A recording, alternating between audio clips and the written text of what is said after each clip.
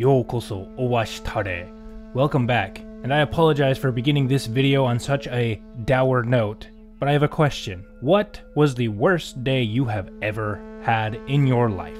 I only ask that because this story will help you understand that no matter how bad the worst day you've ever had was, it could always get worse. And it's very unlikely that you've had a day quite as bad as the main character of the story, but then again, maybe some of you have. I mean, I don't know what your guys' experiences are, I don't know what you're going through. You may have suffered something just as bad, if not even worse, but you'll just have to listen to the story to find out for sure. So, with that being said, if you like Japanese history, or Japanese storytelling, or just storytelling in general, please don't forget to like the video, subscribe to the channel, do all of that good stuff. Let me know your thoughts in the comments if you have any, and let's get into the story.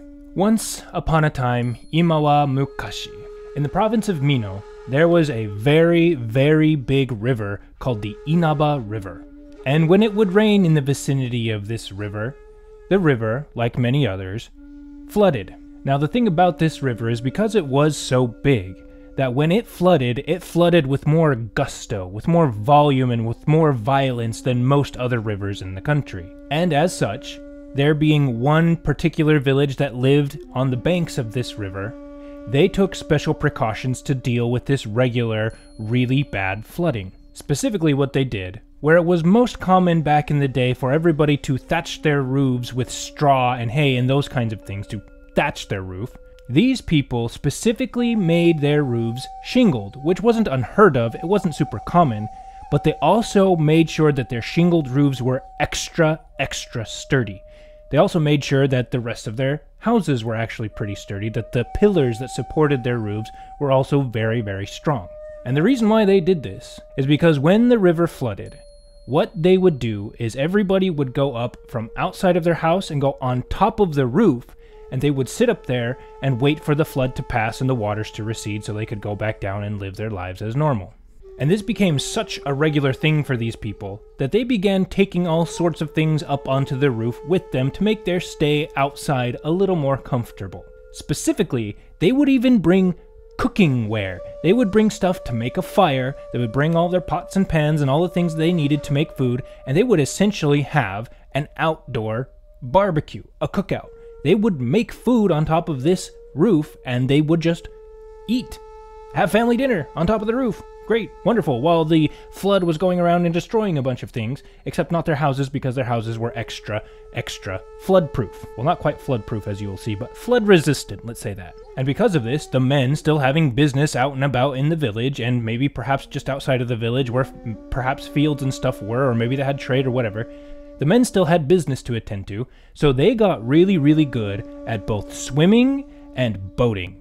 And so, while the men would go about taking care of their business in the middle of a flood, they would leave their women and children on the roofs of their houses to hang out, I suppose, just to sit there and wait out the flood. Now, the people of this village had been living this way for about 20 years or so. This was a very regular occurrence. Again, they were super familiar with floods. This is just how they lived their lives. But one year, the Inaba River flooded with a little more force, with a little more violence and a little more gusto than was usual. And by a little more, I mean a lot more. And the river flooded with so much force and so much gusto that the water level actually went above the roofs of the houses of this village. And because of that, because there was so much more water, it actually had so much force that it began washing away most of these houses and carrying the people who were sitting on top of the roofs trying to wait it out like usual. And because of this, many denizens of this village perished in the waters. Now there was one house in particular that was built a little bit taller than the rest and was built a little bit sturdier than the rest. And on top of this roof were a group of about 3 women and 5 children. Now again, normally when the river would flood, the pillars would hold strong, and so that way people would just wait it out. However, this time, the flood was actually so strong that it actually broke the pillars to this house. But the roof was built so sturdy and so strongly that even though the pillars holding it up broke, the roof itself stayed completely intact. And so essentially, this big roof turned into one giant raft that these women and children were now stuck on, and they were slowly being carried away by the current. Now, it also happened that there was a group of people who did manage to make it away from the flood and onto some safe high ground, who were now looking down over this mini valley which the flood was taking place in. And they saw this group of women and children on this now roof raft looking thing, and they realized that these people were in trouble. They had survived the initial part of the flood, but now they were being carried away by the current with no help in sight, with nothing else that they could do to save themselves. Now the people on this high ground were watching as the current was taking these people away on this roof raft, and they began discussing amongst themselves, in a slightly concerned and panicked tone, "What do? We have to help them. We have to do something. We've got to save them." But other people in their group simply said, "I don't know what we can do. We can't get them with our boats. It's moving too fast. And even if we could get there with our boats, it's not like we would be able to load them all up. None of us could swim there. And even if we could, what are we going to do? Unfortunately, there really is nothing in our power to save them." And so while everybody on this high ground was freaking out, trying to figure out a way to save these people, things got worse. Because as the roof was tottering along on the top of the water, and probably it was some rough waters, the fire that these people were using to cook their meals, which was normal, tipped over. And I guess the top of this raft, of this roof raft, was actually still fairly dry, because the flame caught. And it also just so happened that right at that time, a big gust of wind came through and fanned these flames and made them explode practically. And so now, this group of women and children found themselves caught between death by burning in the flames or death by drowning in the depths. You get to choose, congratulations. Now of course, being a group of women and children, as soon as the flames sprang up, they all began screaming and panicking and freaking out. And as the flames inched closer and closer and closer, they all now had a choice. The people on the high ground watched in horror as most of these women and children chose to take their chances, I guess you could say, with the fire, and they burned alive.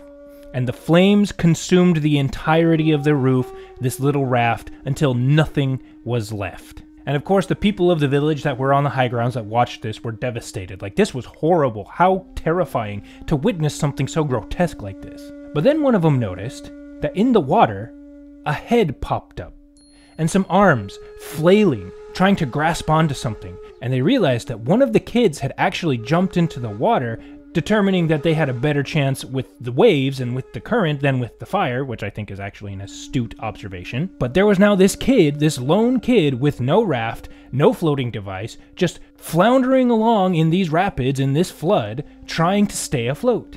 And again, they all began asking themselves, "Oh my gosh, one of them survived. What do we do? We've got to help them. We've got to do something." But the current was too strong and too fast, and there was nothing that any of them could do. And so they simply watched as the river took this child away and out of sight. Now this kid was a 14-year-old girl and was again being swept along by the river and panicking, frantically reaching out, trying to find something that she could grab onto so as not to drown. She suddenly noticed in the river a single solitary leaf sticking out of the water. And as soon as she got really close to this leaf, she suddenly ran right into something. And something caught her, essentially. Something was blocking the flow of the water, and she was now kind of stuck on. And not knowing exactly what it was, she immediately grabbed the only thing that she could see, which was the leaf. And it turns out that that leaf was attached to a twig.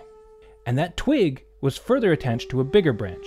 And she continued searching with her hands, feeling around what was underneath the water, what she couldn't see. And that branch was connected to another branch, which was big and sturdy and strong, and clearly was attached to a nearby tree. And so, with no other option, this girl clung to this tree with all her might. She just grabbed it and didn't let go, and decided that she would hold on to there as long as she could, and hopefully the waters would abate and they would recede, and she could save herself this way. And that is what happened. Not long after this, the current slowed down, and the waters began to recede. And as the water level went down, she began to see where exactly this branch led to and where it connected into the trunk of the tree. And now, because there was a fork in this tree, that was a place where she could actually sit instead of just hanging on desperately to this branch. She could finally have a place to rest. Mind you, that's not the most comfortable place to be, but at least it was better than the situation she was in. So, using what strength she had left, she hauled herself up onto this branch, went over into the split in this tree, went over into the fork in this tree, and she sat down, relieved, cold, wet, scared out of her mind, but at least for the moment, safe and alive. And of course she began thinking, well, I guess I'm just gonna stay here until the waters completely go away, and then I can climb down to safety and go back to the village and pick up whatever remaining pieces of my life are left. There was just one other problem. It was actually getting dark right at this time. And by the time the waters had receded down to a place where it was probably safe to actually do something, it was so dark that she couldn't see a single thing. Nothing. And so she did not feel confident about trying to climb down this tree that was heaven knows how tall. And so, as uncomfortable and as taxing and as horrible as it may have seemed, she decided that she was just going to stay in this tree until it was light out again for her to climb down safely. She didn't really have an option at this point. And so for hours and hours and hours, she waited in this tree alone. And sure enough, dawn came. And with the first faintest glow of dawn, she decided that now she could look down and maybe get a good idea of where the ground was, how high up she was, and how she could potentially get down. But when she looked down, she didn't see the unbroken dark that would indicate ground. It just seemed like nothing. There was nothing there. It didn't look anything at all like she was expecting. So as the light of dawn grew, and she had a longer time to look and decipher what she was exactly looking at, she then realized that the tree she was in was actually overhanging a big cliff. And she was on this branch that was stretched out over this cliff, and the reason why she couldn't see anything at first was because it was just a sheer drop. And now she also looked at the tree that she was on, and there were not many branches to use to climb, and also, the trunk of the tree rose up over 10 feet tall before there were any branches at all. It was a nice, sheer, steep, barren trunk. And to make matters worse, as she was shifting around trying to get a better look at stuff, she realized that the branch that she was on was also not that big, and when she moved, it would shake fairly violently, threatening to throw her off into this void off of the edge of this cliff into nothing and her apparent death. And so, having escaped the flood, having escaped a fire, and then having escaped a flood a second time, she now found herself facing death by fall. Again, you want to talk about having a bad day. This girl comes second to almost nobody. Jeez Louise. And so, realizing that there really wasn't a whole lot that she could do, she of course began sobbing. She began freaking out. And she also began calling out in prayer to the Bodhisattva Kannon, praying, please save me from this horrible, horrible situation. This is too much. I can't handle it. But even though she called and called and called and cried and cried and cried, there was nobody in the vicinity to hear her. And I guess in a state of panic and frustration, she began just shouting, I escaped the flood only to be threatened by fire, and then I escaped the fire, and now I'm stuck up in this tree and I'm probably gonna fall and die. This is horrible. I hate this so much. And again, she just screamed and she cried, because that was really all she could do. However, it did happen that right at that moment, somebody else from the village managed to hear this girl screaming and her crying very, very faintly on the wind. It was so faint that he wasn't entirely sure what it was, but he decided he was gonna go check it out. And so he followed the sound, and sure enough, by and by, he came upon this girl in the tree. And he looked up at her and thought, oh my gosh, that's the girl that we saw in the river that we thought for sure was gonna drown. Holy crap, she's alive. Obviously in a bad situation, but she's there. And so he turned back around and he ran back to the village and he told everybody, hey, do you remember that girl we saw who jumped off of their raft that was burning and decided to take her chances with the river? Well, she's stuck up in the tree here and we've got to help get her down. Come with me. And so he brought a bunch of people to the base of this cliff and also to this tree, and after getting an idea of the situation, they began conversing with each other, plotting and measuring and trying to come up with some kind of a way to get her down safely. Now, people suggested all sorts of plans. Maybe we could just get some ladders, but ladders wouldn't have worked because they didn't have any that were tall enough on hand, and it would take too long for them to make one. And besides, they would have to scale the cliff, and then they would have to scale the tree, and that's just kind of ridiculous. We can't do that, unfortunately. And as the deliberations continued, more and more people began to show up and began to offer their ideas. But all the while, this girl was stuck up in the tree, and she was slowly losing hope and losing strength. And in fact, she started nodding off even a little bit. She was so tired. I mean, she had spent all night in that uncomfortable tree, probably didn't actually get any sleep. She was panicked, she was wet, she was cold, she was in a really bad state. And so finally, she decided that she needed to do something. So she shouted down to everybody, "Everybody, I'm about to fall out of this tree. And so because I'm going to end up dying one way or the other, I would rather just at least try something. So please, go get all of the nets that you can find in the village, stack them on top of each other to strengthen them, bring them here and put them underneath this tree, and I will fall down and try to land on them, and hopefully they will catch me and I will survive. But if they don't, I'm basically dead anyway, so at least that's something." And everybody in the village just kind of nodded their head and said, "Well, I mean, that's about as good an idea as any. Why don't we do that?" So they did. They went to the village, they gathered up all of the nets that they could possibly find, they bound them together, they stacked them on top of each other, made sure they were nice and sturdy. They brought them underneath this cliff and tied them to various plant life, I guess. They raised it off of the floor a little bit so it would actually catch her. And when everything was ready, they shouted up, "Okay, we're ready for you." And then this girl, for one final time, said a prayer to the Bodhisattva Kannon, and then she let herself fall. And she fell for quite some time. And as luck would have it, she ended up falling right on top of this collection of nets. However, when the villagers went to go see how she was doing, she was completely out cold. She was not moving at all, there was no response, they couldn't tell if she was alive or dead. She almost seemed like she was dead. But it seemed that that prayer that she had sent to the Bodhisattva Kannon had some kind of an effect, because after the villagers gently picked her up and took her to a safer place, in about an hour or so, she woke up. Obviously in a bad state of affairs, but alive and safe. And everybody in the village was relieved about this, and quite frankly, stunned, like, holy cow, what a story. And the text itself muses on the sheer unbelievableness of this whole story. Like again, this girl went from almost dying by flood, to almost dying by fire, to almost dying by flood again, and then to almost dying by falling out of a tree and off of a cliff.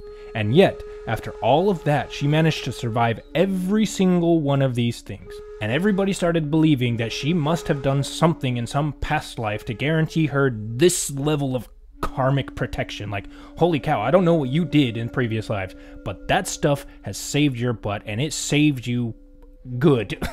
And the story was so astounding that it actually spread out of their village and all the way through the entirety of the rest of the province and even to the provinces surrounding. And everybody who heard this could hardly believe that it was actually true. And thus is it said that the people who heard this story could say nothing other than that the machinations of karma controlled the lives of all men and women and 14-year-old girls. And that is the end of the story. So, if you enjoyed that story, please don't forget to like the video and please subscribe to the channel because there are plenty of more stories where that came from. And let me know in the comments if you've had a day as bad as this 14-year-old girl had had, although I'm gonna go out on a limb and assume that you probably haven't, but I don't know, maybe you have. But if you've been watching all the way up to the end here, I thank you sincerely. Ito kateji ke no koso haberi kere. And hopefully we will see you in the next story, which is all about a nobleman trying to get in good with a lady and getting all caught up in some potential infidelity and some apparent infidelity and all of the fallout and the drama that comes with that. But anyway, that's where I'll end it. Thank you so much, and we'll see you guys later. Goodbye.